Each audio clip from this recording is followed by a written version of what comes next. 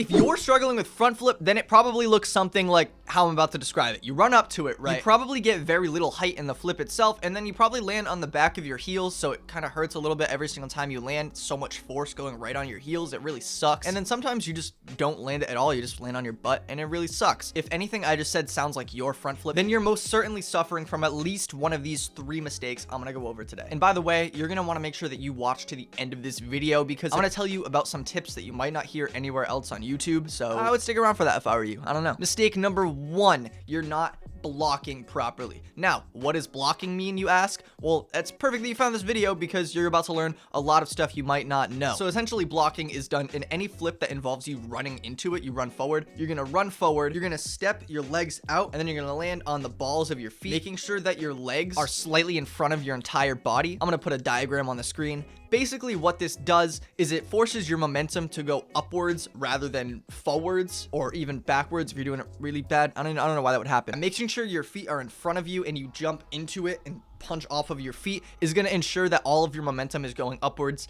Now, obviously, it's pretty much impossible to stay perfectly in place when you're running forward into a flip, but blocking is going to ensure that you put as much momentum as you can upwards. Here are some examples of it being done in a front flip. I'll slow them down for you. If you want to skip this kind of slow motion part, then just go to this timestamp right here. I don't want to waste your time.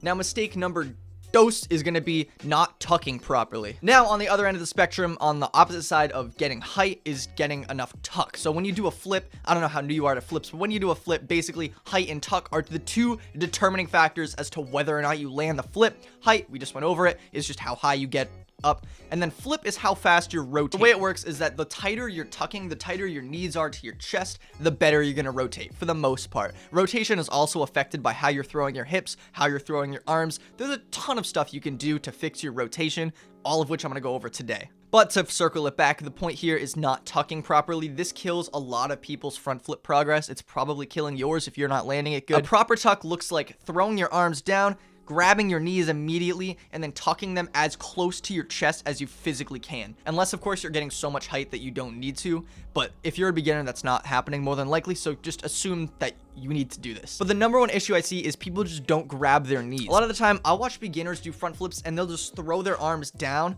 and then just leave them there.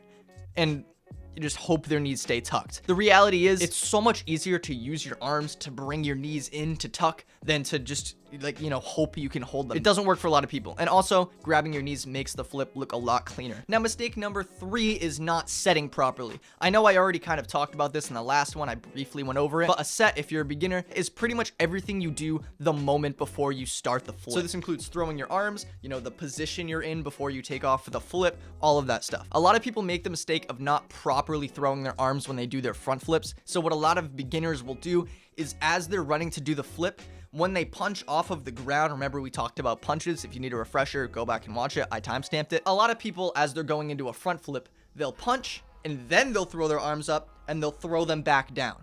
This is absolutely killing your rotation. The whole point of throwing your arms down is to get you rotating forward, but if you're throwing them up, you're rotating in the opposite direction. So you're gonna wanna make sure when you're throwing your arms up, you throw them up before you have taken off the ground. Usually you'll be throwing them up as you're jumping into your punch. The issue with throwing your arms down in a front flip is that a lot of the time it'll sacrifice your height. So as an alternative method, if you just can't get it to work with throwing your arms down, you've been trying it for a couple weeks, maybe even a couple months, and you just can't get enough rotation, I want to introduce the idea of the Russian front flip. So the Russian front flip basically takes all of the good things from the normal front flip, but makes it so that you can get more height. The way it works is, instead of starting with your arms up above your head, you start with your arms in the normal, like, by your side position, and then you're gonna throw them up like this. I'll put a video on the screen. You're gonna throw them up behind your back, and you're gonna initiate your flip that way. This way works for a lot of people. It's usually just a variation of front flip. It's not a lot of people use this as their main method, but if you find it easier, it's definitely something you should consider trying. The only real downside I find with the Russian front flip is that it doesn't give you as much of a good rotation as the normal front flip. I don't know why that is. I just find that for me. But if you find it easier to rotate with the Russian front, by all means, do it. Just do whatever works for you. And now for the 4th mistake, something you're probably not going to see a lot of people on YouTube tell you about, is that you're probably just weak. That's a lot to do with it. Like, there's no beating around the bush. Sometimes when it comes to flips, you're just too weak. Now, I used to be too weak to do a lot of flips. I used to be way too weak to do front flip. I just couldn't get myself off the ground. Nowadays, I'm too weak to get like a front full on ground, a Rudy on ground. That's what I need to work towards. So there's always something you're too weak for. But if you're just beginning, there's a chance you're just too weak for the regular front flip, and that's perfectly fine, because going into flips, people don't realize how much strength it takes to do flips until they actually try them. So there's a chance you just need to continue practicing the front flip, maybe do it off of higher surfaces if you want to not land on your ass, and just work out your legs so that you can get to the point where you're able to jump up. The leg workout I do for flips that has helped me a ton is any workout that mostly targets, your biggest leg muscles and also your calves. Believe it or not, your calves have a lot to do with it, because if you look at a front flip, you're taking off the balls of your feet, and you're gonna have to sink your calves down and up to get into that flip most of the time. So the main points of my leg workout I use for flips are squats. Of course, they work your lower back, which is good for stability, as well as most of the major muscle groups in your legs. They're a good all-encompassing thing, especially if you don't have access to a full gym. You can literally just do bodyweight squats if you're willing to do, high reps. Then also leg press is good, not necessarily needed. It's just that you can get higher weights and it works your quads a lot. Bulgarian split squats are super good. They will kill your legs when you first do them. I learned that a little while ago. And then lastly, box jumps and tuck jumps. Tuck jumps particularly are really good if you can hold yourself accountable to doing a full rep. Now, if you've made it this far, I know that you are definitely going to make progress with your backflip, just because clearly you have some dedication to learning what you're doing wrong. So if you now know what you've done wrong, make sure you comment it below. Let me know that I gave you the kind of value in this video. And while you're down in the comments telling me what you've learned that you're doing wrong,